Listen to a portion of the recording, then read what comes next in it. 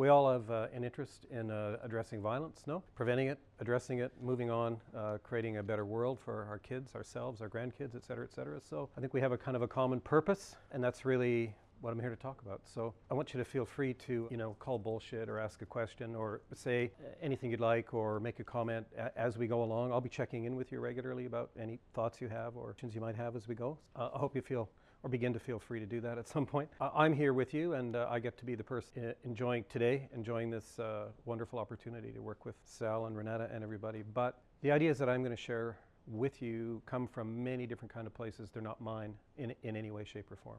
Their ideas come from conversations. They don't come from heads. They don't come from individuals. Ideas are social, kind of like people are. I'm just hopeful that the ideas that we have been talking about and trying to develop with many other people for a long time, maybe we'll find some friends in you, that we might have mutual friends in terms of ideas. Linda Coates, I've been working with Linda for 25 years now. You know what it's like to have fantastic colleagues, right? People, you don't have to live in each other's lives all the time, but you have a certain kind of thing where you just get each other in the way that you think, and that's kind of Linda and I. So we've been working together for 25 years, and it's like every time I have a conversation with her, I go away a little bit different.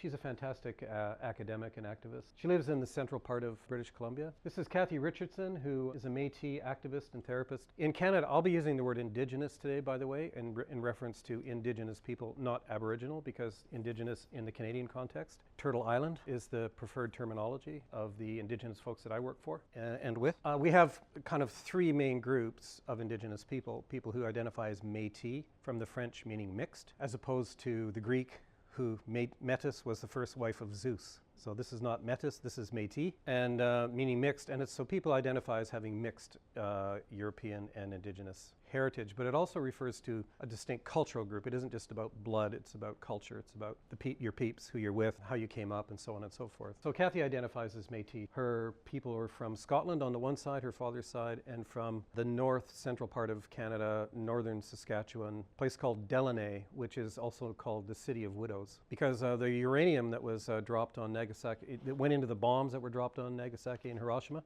That was mined in Delaney. It was all mined by hand by Indigenous men who all died young of horrible cancers. And Kathy was born with displaced hips because of genetic changes because of the radiation. And her nickname is the Queen of Dignity because she was a healthy heaping of dignity looking for a place to happen. So she's been a fantastic colleague and teacher for me and many other people for many years. That's Shelley Bonna, and Shelley is a former COO of a large human service organization, Central British Columbia. She's a former foster parent, family therapist. She has done tons of work with children and youth in care. She also works with us at the center. So Shelley has a real keen sense of organizational work. And so one of the things she's been doing is working with shelters and transition houses around how do you incorporate response-based ideas in a shelter? What does it mean to be a dignity-driven organization in that sense? So that's a unique skill set that I certainly don't possess. So she's been able to kind of carry that on. And this is Anne Magier-Rader, who is not affiliated with our center per se, but who's been a teacher and mentor for me for many, many years.